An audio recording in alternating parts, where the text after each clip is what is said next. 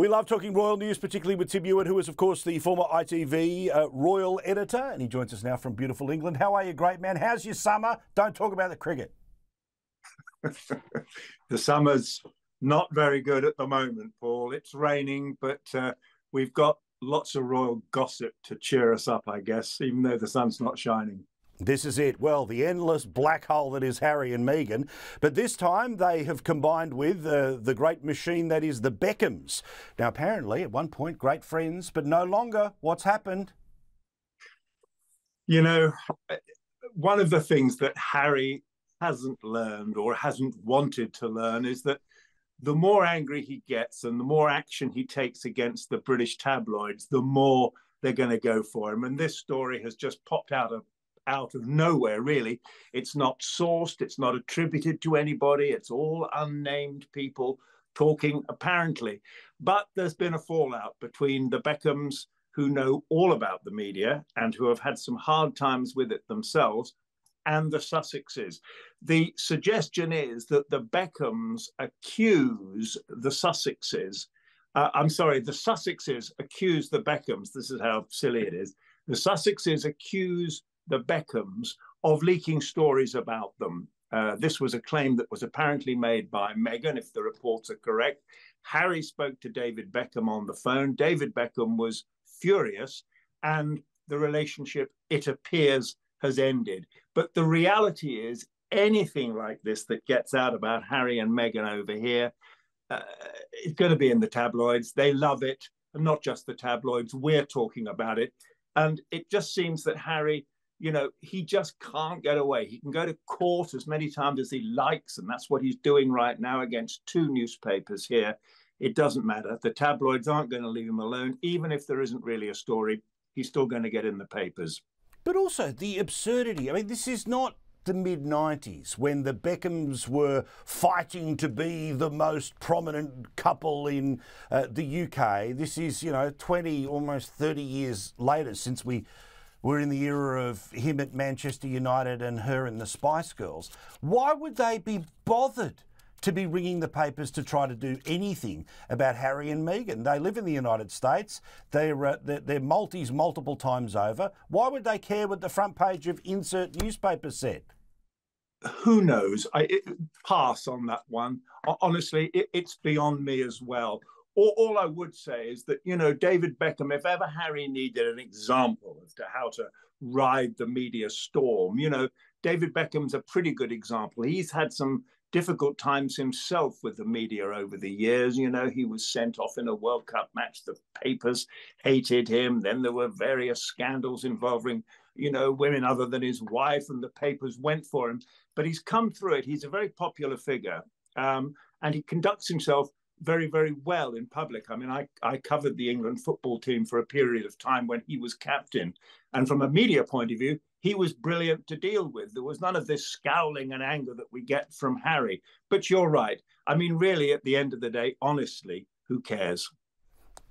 I'm with you completely. Another book, another royal book, and this again involves Harry and Meghan, surprise, surprise, as Harry and Meghan's friend has apparently given up a royal job. Does this mean that they're dishing on the royal family or Harry and Meghan? Well, it sounds like it. That's the publicity spin that's being put on it. The book is called Endgame. The author is Omid Scobie, who you may remember co-authored a book 3 years ago called Finding Freedom, which he co-wrote with an ABC producer called Carolyn Durand, ABC America producer. And he has remained, we are told, very close to the Sussexes. It's a description that he doesn't like as a journalist. He doesn't like being called their mouthpiece, but that's very much how he's seen. So he's given up a job on Yahoo News, where he was the royal editor. And this book, Endgame, is coming out, we're told, in November. The spin on it is that there's going to be more bad stuff about the poor old Windsors, stuff we're told that they will be ashamed of. Now, whether or not Harry and Meghan have had any part in this, we don't know. Omid Scobie himself says, no, they haven't. It's an independent work of journalism looking at the popularity and the future of the royal family. But stand by for some more nasty stuff about them. Meantime, Harry will do, well, not a royal tour, but a tour of Asia. That's coming up. And the plan is for him yet again to do it on his own. He's going to Japan and Singapore, a philanthropic mission. The highlight of this will be a polo match in Singapore in which Harry will take part to raise money for Sentebale. Now, you and I both know what's going to happen. There's two things here. A, Meghan isn't going. So is there a rift? Is she staying at home? Is she cross with him or whatever? And B, there'll be the whole thing about hypocrisy because, okay, I'm sure he won't fly there on a private jet, but nevertheless, he will jet across the world to sit on a polo pony and talk to us about things that we should care about, diversity and the environment and so forth. And a lot of people will say that's pretty hypocritical. So that's the flack he's going to get over this trip.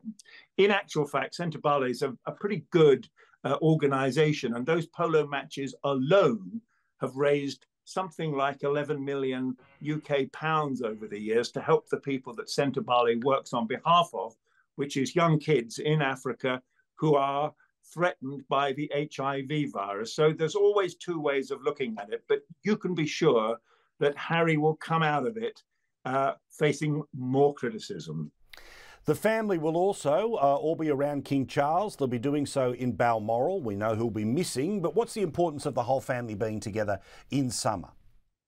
Well, this is what always happened when Queen Elizabeth was alive. It was her favourite place.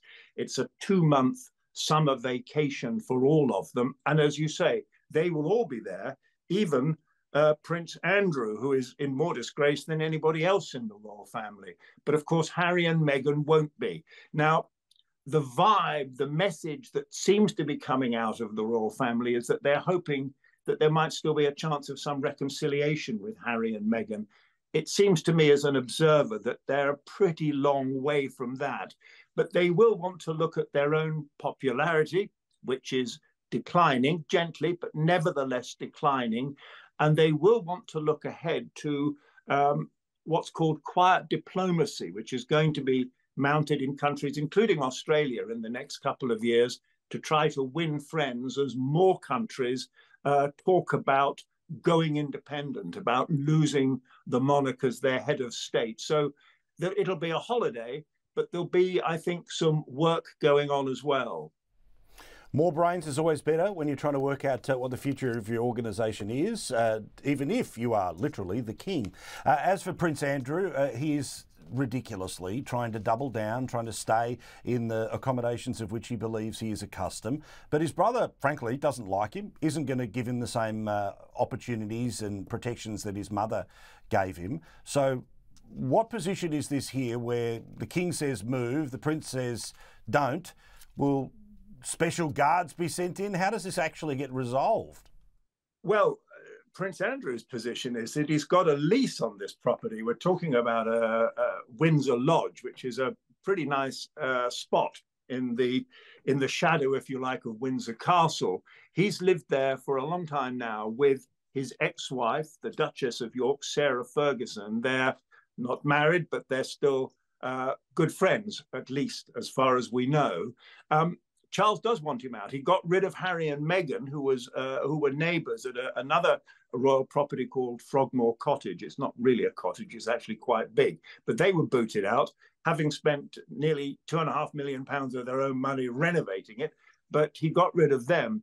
Now, can he get Andrew out? And how nasty is he prepared to get in the process? Certainly Andrew won't get any public sympathy, that's for sure, because he really has hit rock bottom in the public's eyes. But there may be legal issues here, and Andrew is not going to give up without a fight. He's made it clear he'd like to work his way back into some kind of royal role. My opinion of that is fat chance, but nevertheless that's what he wants. So as you say, he's going to dig his heels in.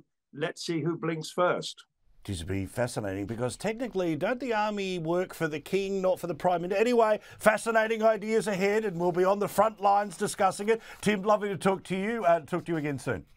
And you, Paul.